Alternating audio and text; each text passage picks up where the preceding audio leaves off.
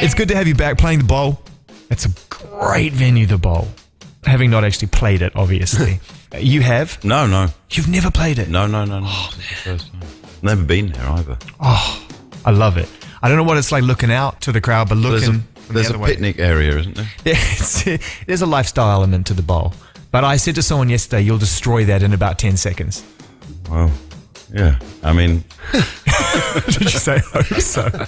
But we have just come from South America, which is hard to imagine a non-South American world because it's so sort of passionate and intense. Especially when you're playing. It's like nowhere else on earth, really. They were singing louder than the PA. It was incredible. Yeah, in Mexico City, the decibel level of the audience was louder than us. So I'm totally obsessed with Mexico City at the minute. And we're doing all sorts of interesting collaborations with artists from Mexico City. And we have a takeover by this crew called Nafi, who make crazy and interesting sort of electronic music from out there. And I've been talking to a lot of people about it. And in particular about their fascination with songs and songs written by guitar bands and songs written by, in particular, British guitar bands. They really do love British guitar music. Yeah.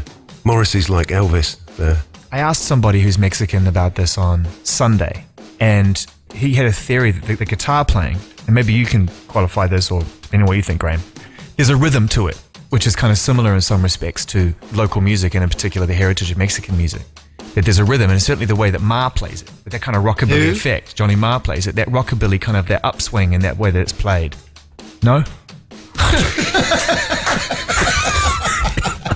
All right, this Smarty Pants, what's your theory? You mean it's kind of failed flamenco? I'm searching for an anecdote. Kind of like really bad flamenco. We did try a hand at mariachi on a canal boat in Oximoco. It's all these amazingly highly decorated canal boats, a guy with a punt at the back, and you just go around for hours drinking tequila, and mariachi bands on other boats come by the side of you. Right. And is the tequila, is that compulsory of this trip, or is that was more a Blur type sort of amendment? No, it's not compulsory, but it's something that is available. Right, good. And we decided to do a takeover of the mariachi boats. How did you fare? Well, it has been filmed. I mean, it's pretty well. It sounded fairly authentic, really. But we had a couple of good trumpet players with us, actually. You did, and so which of course adds a lot of flavour to that exercise. I mean, they can basically smooth out the edges pretty well. And the bass player was still the coolest one in the band, in the mariachi band. Interesting to know. He looked like Russell Harty crossed with Melvin Bragg. Which for the other 99 countries around the world will mean and a little bit, nothing. And he had a little bit of Bill Wyman about him as well. Oh yeah, a bit of Bill. Where's the love song? Saddest. Was it fun in South America? Was it a good time? Has it been... Yeah, it's fantastic. I mean, it gets a bit... I find myself, after moaning, saying I mustn't grumble, but I do kind of moan quite a lot. And I do find the fact that you're sort of stuck in hotels because there's so many fans around and, like, a bit irritating after a while, because I'd quite like to go and walk around these cities a bit more. But can you imagine what it would be like if you looked out and there was nobody? Yeah, no, this is what I'm saying. You mustn't grumble. You must not. In that particular case, you must not. After this many albums, I know. At a tour and an album, which, let's be honest, hardcore fans wondered at one point or another may never happen. Yeah. To be in a hotel looking down and seeing sort of hundreds of fans. Hundreds? Yeah, literally, yeah. Yeah. You know, after a few days in a hotel, they sort of build up and then they sort of diminish. And then there's a few left. And there's another surge at the airport usually. Another surge at the airport. There's ones that are visible and there's a lot that are hidden. So when you go out, you say, there's only 10 or 20 out there. And then suddenly a load of about 50 more will come from around the corner. I mean, that's terrifying. I mean, I don't mind if they camp outside and scream your name. I mean, like I mind, they've never done it to me, but I'd imagine that the ones that sneak up on you and start crying from the sheets. The thing is, it's an amazing experience, and that gig in Mexico City was one of the greatest gigs I think we've ever done. That's a picture of what happens. That's when I hit the end of my nerves. Oh, you look so caught off guard. And the dispassionate TM. Look, if you can come and take a look at this is the rockstar dream right here. Take a look at that and tell me, right? You're in a bedroom. I was starting to cry. Okay. And my TM is like... Take a still of that, spread that around in socials, and next time you think that's what you want, that's the reality. That was taken from a fan's point of view. But going back there in 2013 and discovering that there was this sort of vast world that we didn't really know very much about, where our songs had just endured there in some way. And it was, I think that was sort of part of what made us think that we should maybe think about making another record, right? This is the next century. Now, when we were walking up the stairs, I went to Dave, the drummer, another very honest member of a very honest band. I said, "How you feeling?" And you said, it's that end of tour feeling, but it's a good feeling. What does that mean? With a couple more shows to go, and this album now has been embraced by fans and you have been on tour. How does that actually feel? Because that's real now. It's no longer like, will you make a record and will you do more shows? You've done this now.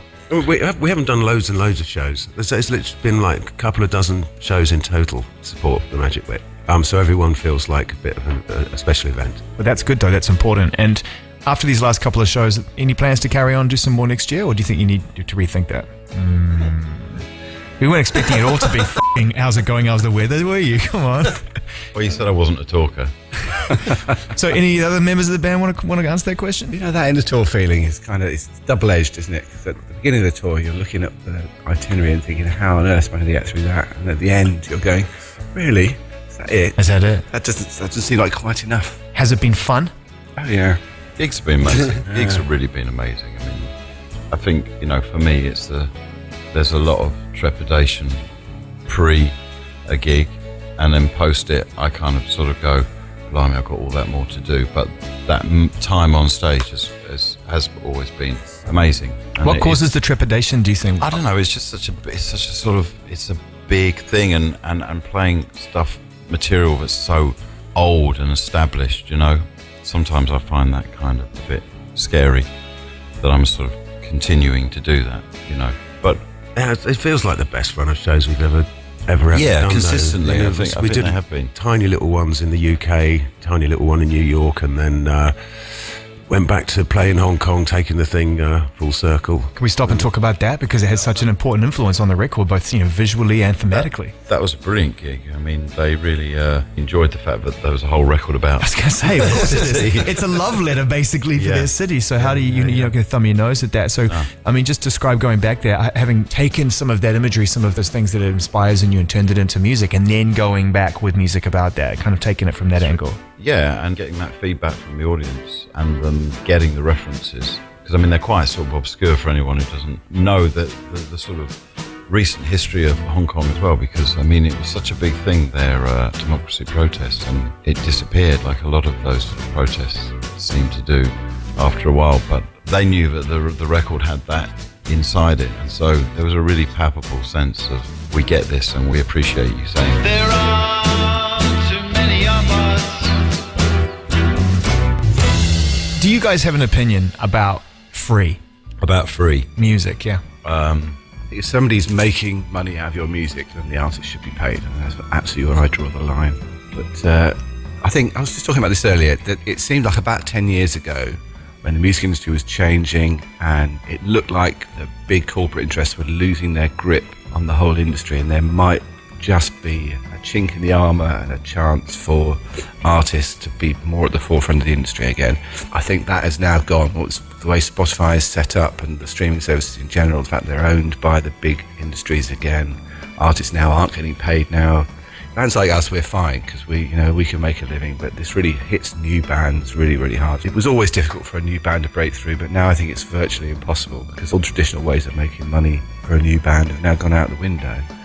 I think if everything's free, I mean, in a way, it means that people making music are really doing it with pure intention. What's replaced it? I don't know what's replaced it. Everything else. Food, cars.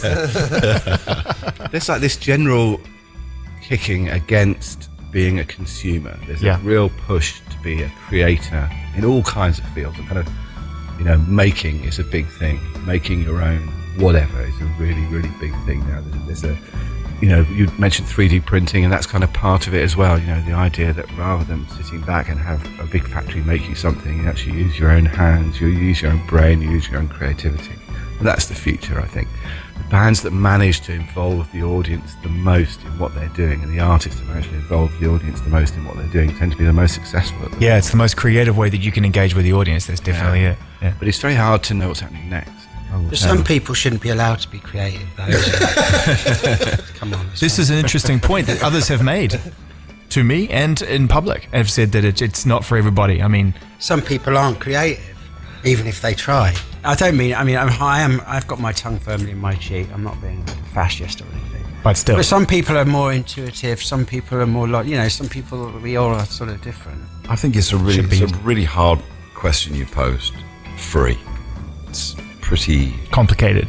complicated, and I don't think we've really given an answer at all.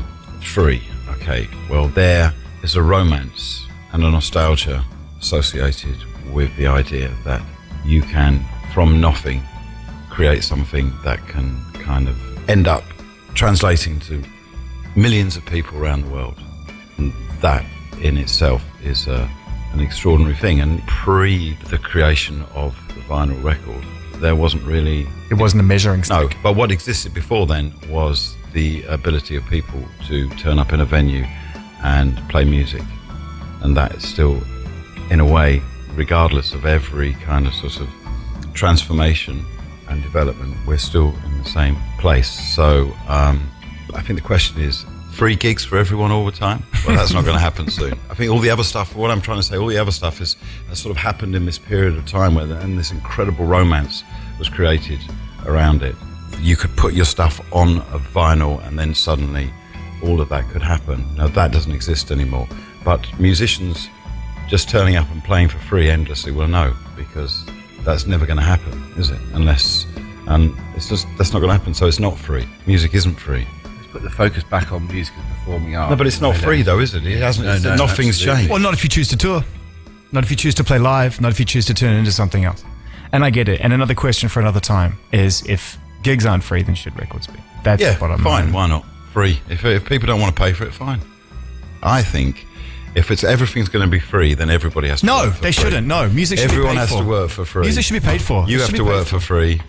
Right. Cameraman there has to work for free. We, If you want to give something have to away- do interviews for free. Oh, hang on. If you want to give something away, That's that's always all right. happening. If you want to charge people for it, then that's okay as well. Yeah, right, It should be up exactly. to... It's up to the artist. Yeah, cars should be free. Food should be free. Right. Let's just make everything free. There's a word for that. Well, you posed the question free. Yes. So everything should be free. Free love, no taxes. Yeah, everything. Everything. Free. Free. Yeah. A free-for-all. There'd be Free no, for there'd all, be no exactly. crime. Precisely. Crime would disappear. Free. Free. Free. Say it again. Free. Sounds like you're saying three, I but know. like being lazy with the pronunciation. I know. See you around free. All those dirty words.